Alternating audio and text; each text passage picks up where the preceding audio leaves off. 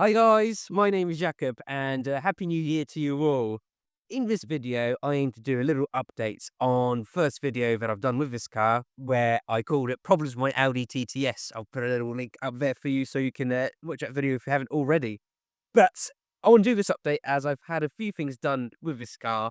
For those new to the channel, quick story, I bought this car from auction. It's done, by this point, 162,000 miles. I bought it, had some problems, and I had some of them fixed. So I want to give you a sort of detailed rundown of what had done with this car, some of the new problems I've discovered with use of car, and yeah, just going on from there. So if I pop the bonnet,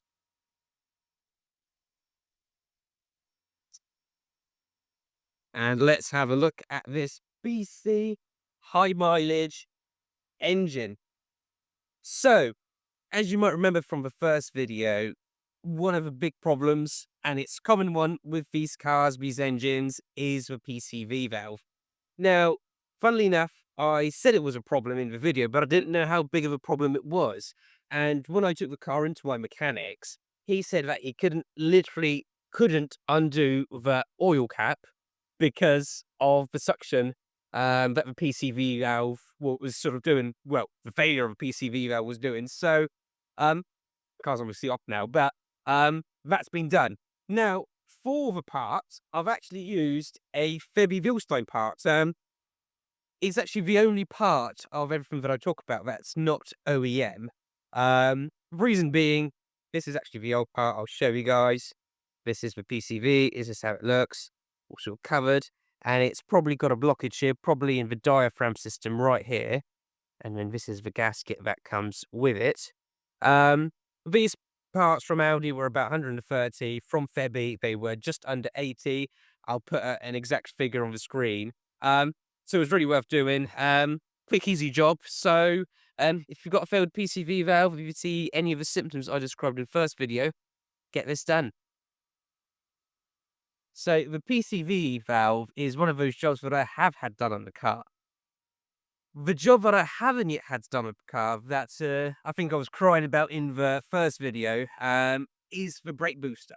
So once again, for those who haven't seen the channel, I'll just quickly show my brake booster over here. It's got a problem. It's very inaccessible. It needs replacing, but to get it replaced, a lot of things need to come out of the car.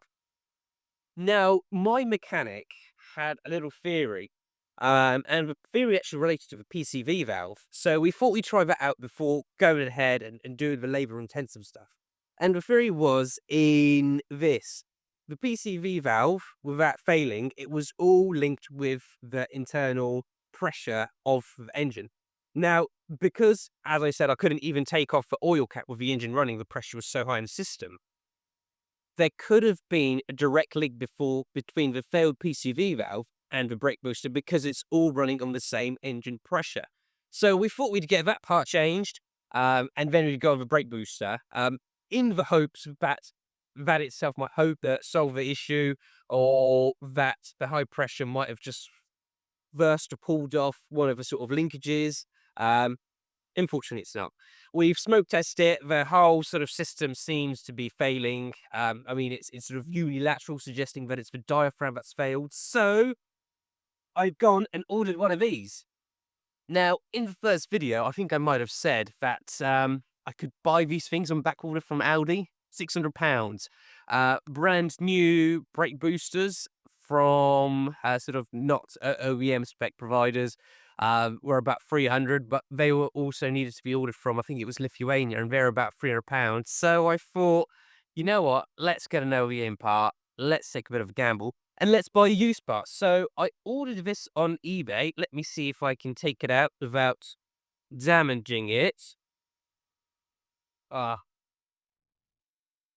so this is the parts in question, and my hands are going to be all oily now, but hey ho.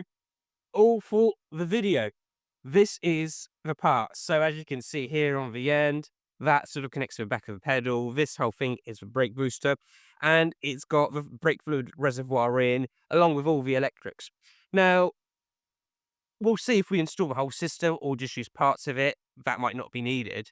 But the main thing obviously is, I mean, it's a huge cost saving for a start, £85. it might not work, but we've had it checked with a smoke sort of not gun, smoke machine. It does seem to be sealed, so it's gonna be a, phase of, let's get the car booked into the mechanics, and let's do something by in the fact of moving the engine and getting this part installed. So if anyone wants a faulty brake booster, hit me up. Another issue that I've discovered since making that first video is the thermostat. Now, it never actually got to 90 apart from when it was in traffic, and then when it did get to 90 at traffic, I could always hear the fan going. Now, I had this sort of, at the start anyways, had this sort of silly little theory, oh, it's a sports car, it's more performance-based, so the engine temperature was a little bit under normal conditions, so it didn't overheat when it sort of used hard or on track or anything like that. That wasn't the case, it wasn't working. Basically, it was a sort of, the fault of an open, thermostat, meaning that the coolant was constantly running through the engine, and the issue of that is, although it's not really harmful to the engine as I understand it, it just means that the engine's always seeking to warm up, therefore it's always using more fuel, so I guess the only sort of problems with that are that there's gonna be more sort of carbon buildup, with sort of excessive amounts of fuel being used and all the rest of it. So I had it replaced. Now, there's actually an awesome video by Car Chris, and in general, if you've got one of these or you're not heard of Car Chris, check him out on YouTube. I'll see maybe if I can drop a link to his channel because, unlike me, he is mechanically minded and he can do and show a lot of sort of mechanical and serviceable parts being done car and the work itself. The videos are really good as well, so go check him out. But anyways, it's a fiddly job. The car is located in a really awkward space, sort of between the engine and the sort of fans. Axis is really tight, so you got to remove stuff like the alternator and a few other bits and bobs. So, it was done by the garage. Now, I'll show you. This is the old one. Now, as Car Chris says himself in the video, just get an actual Audi part because um, used ones can be prone to be faulty prematurely. So this part cost about 150 from Audi. It was available straight away, and it was well worth doing because, well, car actually heats up to 90 degrees now. And then finally, I just done a bit of preventative action with the car, had it fully serviced. That means new spark plugs as well. Now, I went for the 5W30 oil. I know there's a bit of a debate. Did you go for the 30 or the 40 thickness? I've not seen the car take any oil, whether before the oil change or after the oil change, so I thought, "Let's try the 30." Um, but we'll see if I'm wrong. And another preventative action that I'd recommend on these, if you've not seen it done, is actually changing the cam follower. Now, I've got here the old one, and let me just see if I can get it to the camera. Hopefully it's, showing quite well. But the surface is still black, so it means it didn't really need replacing. But essentially, let me explain what the cam follower does. So it sits between the high pressure fuel pump and the cam follower. And basically, it's a sort of system where the high pressure fuel pump, as it pumps, it sort of bangs on the top of this. And over time, this black coating starts to wear off. And eventually, you can get a hole through it. And when it does happen, essentially the cam follower is ruined, it damages it. I guess from the other side, there is a bit of white coating. I don't think it necessarily needed to have been changed now, but as I say, preventative action. I don't know when it's been done last. Didn't have a sort of service record of it, so thought I'd do it. One of these parts, once again, I bought it from Audi, buy it with the O-ring. I think it cost around 38 quid. And so, as I say, that was the last part that I had done on the car with a full service.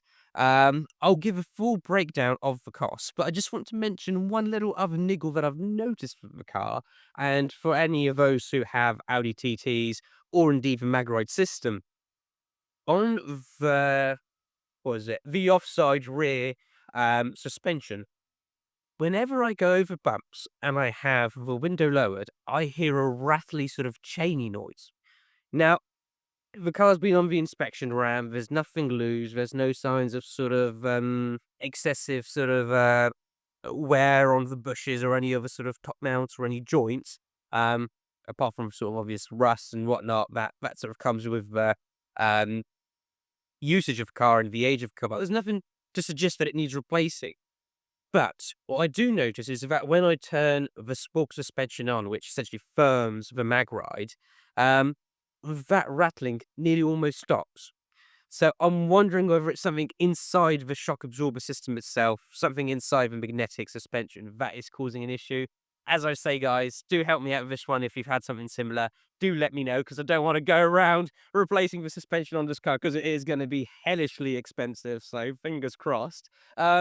But as I say, apart from that, all the jobs have been done with the car. The car still drives like a dream. No lights, no issues. The brake booster, wherever it is here, needs to be done. It's once again going to be an expensive, uncomfortable job, but I'm going to bite the bullet.